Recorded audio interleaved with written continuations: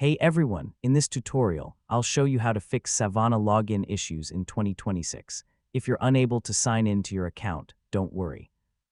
These simple troubleshooting steps usually solve the problem, so let's get started. First, make sure you're entering the correct email address and password. Yeah, even a small typing mistake can prevent you from logging in.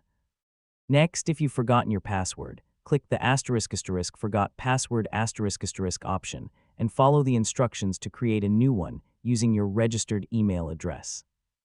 Now clear your browser's cache and cookies, then try signing in again. You know, outdated browser data or stored login sessions can sometimes cause unexpected login problems. If you're using Google, Apple, or another social login, make sure you're signing in with the same account you originally used to register.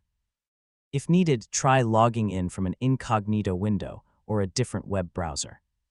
Also, check that your internet connection is stable and temporarily disable any browser extensions that might interfere with the login process. And that's it. If you're still unable to sign in, contact Savana support and include any error messages or screenshots to help them identify the issue faster.